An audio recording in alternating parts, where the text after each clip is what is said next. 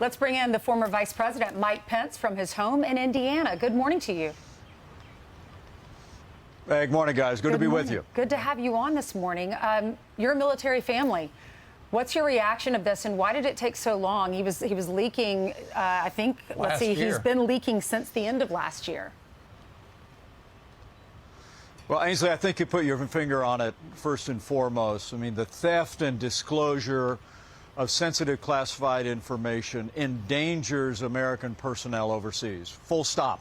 And that's why I think this individual, while I would have liked to have seen him captured more quickly, the fact that he's been brought to justice, I think he needs to be prosecuted to the fullest extent of the law.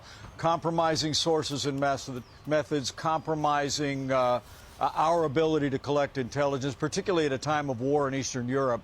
But this information, if it proves out to be legitimate, also reveals information about critical allies across the Arab world. And as I said, I think this is a very serious matter. And I was pleased to see the arrest yesterday. But I like so many around the country, I continue to ask myself, how did a Massachusetts National Guardsman get access to this kind of classified and sensitive information, and to be able to release it on the internet is just it's just extraordinary, and the American people deserve those answers. Yeah, it was a chat room. It wasn't like it was on Twitter.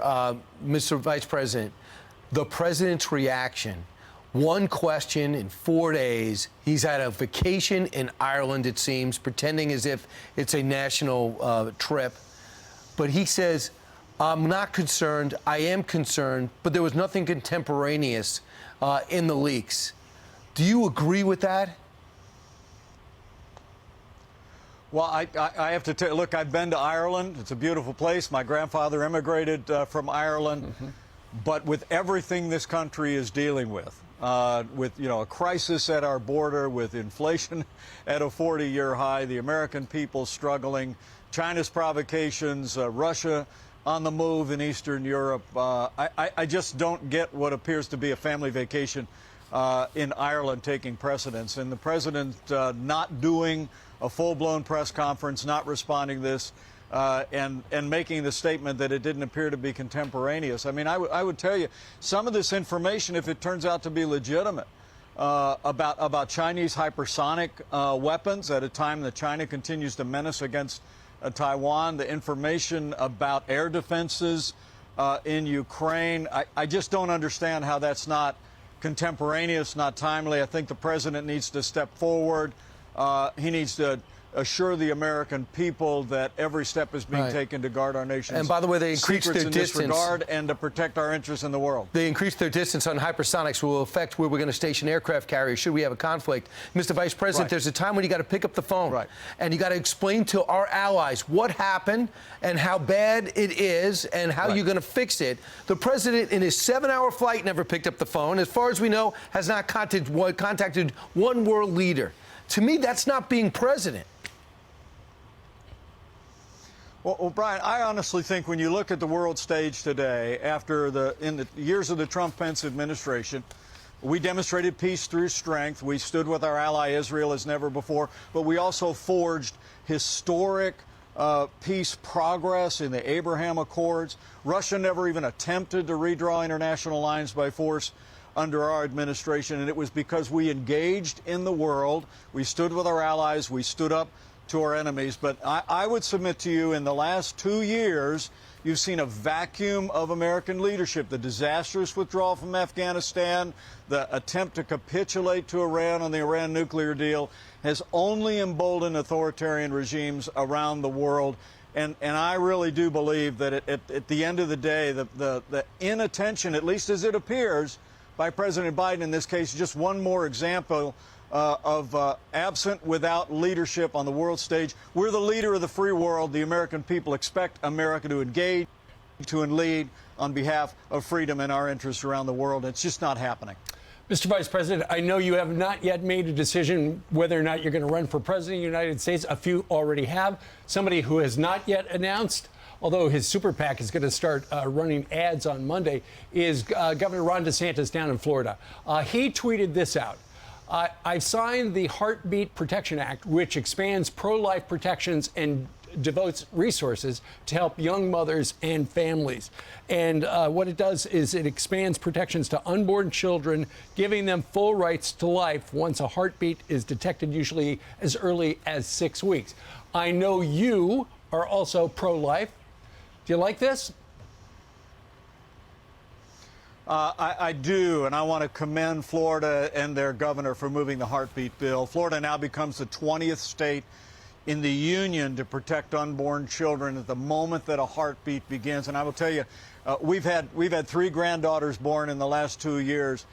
I don't think there's a family out there that hasn't thrilled at the sound on an ultrasound when you hear the little pitter-patter of that heartbeat. And as you said, I'm pro-life. I don't apologize for it. I couldn't be more proud to have been a small part of an administration that appointed 3 of the justices that overturned Roe v. Wade and gave us a new beginning for life. But I think the progress yesterday in Florida, the progress in nearly 20 other states is part of a new beginning for life. But I'm going to continue to be a voice for advancing the cause of the unborn on principle, but also on compassion. And that's where I think Florida, Texas, other states have done well, not only expanding protections for the unborn, but expanding support for women facing crisis pregnancies. We ought to be supporting newborns as much as the unborn. They're doing that with new resources in those states. I commend those efforts, and I'll always be a champion for life. So when are you going to announce whether or not you're running? I know you said by the spring. Does that mean before? It's spring. June? It is. Does that mean before June 21st when summer is officially here? Well, Ainsley, I will tell you, we continue to get a tremendous amount of encouragement around the country. I'll be back in Iowa next week. We're going to continue to listen, discern, and we're going to continue to pray about where we might best serve. Look, I think the country's in a lot of trouble right now, and I think now is the time for all of us that have had the privilege of serving. For me, serving as a leader in the Congress, serving as governor here in Indiana, serving as vice president during a consequential conservative administration for 4 years. We just want to continue to reflect on what our duty is, but we're receiving that encouragement, and I believe that you'll have a clear idea of what the Pences will decide in weeks and not months. And I promise to keep you informed of our decision. Mr. Vice President, I don't have to tell you that you're trailing by about 40 points. Ron DeSantis trailing by about 30 in almost all the polls. Some people are saying everybody's waiting too long if you're going to stop President Trump. Does that change your plans to see how well he's doing in the polls? You know, for us and our family, it's always not so much about competition as it is about calling. Whether or not we feel a sense of calling to step forward and offer our services as we did here in Indiana in Congress and as governor. And when I answered the call to run and to serve as vice president of the United States. But I will tell you, Brian, I think it's real early.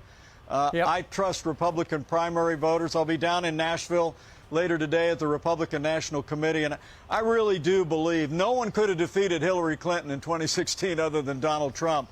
But with all the challenges that we're facing at home and abroad, I have a sense the American people are looking for different leadership to take us back to that conservative agenda, and we're going to decide what our part of that is going to be. But I truly do believe that different times call for different leadership.